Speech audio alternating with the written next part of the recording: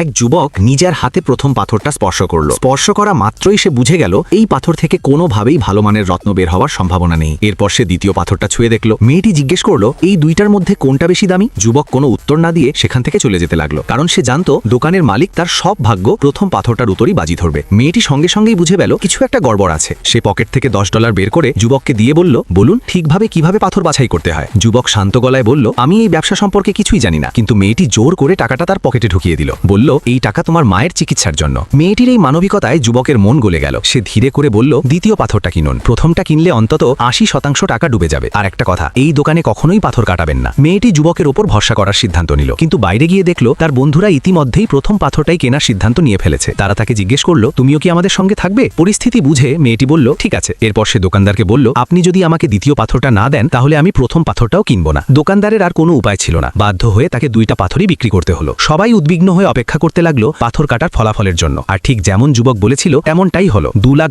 পাথর কাটার পর দেখা গেল মূল্য দাঁড়ালো মাত্র $2 লাখ। একটুও লাভ নেই। যুবকের দক্ষতা দেখে মেয়েটি হতবাক হয়ে গেল। হোটেলে ফিরে তার বন্ধুরা আজকের সিদ্ধান্তের জন্য অনুতপ্ত হতে লাগলো। ঠিক তখনই মেয়েটি নিজের পাথর হাতে নিয়ে বেরিয়ে এলো। হালকা হাসি দিয়ে সে বলল, আজ যে টাকা হারিয়েছি খুব শিগগিরই সেটা ফিরে আসবে। বন্ধুরা আনন্দে লাফিয়ে উঠল এবং সঙ্গে সঙ্গে পাথর কাটাতে চাইল, কিন্তু মেয়েটি পাশে দাঁড়ানো লোকটিকে বলল, এমন একটা জায়গা খুঁজে দাও যেখানে এটা নিঃশব্দে গোপনে কাটা যাবে।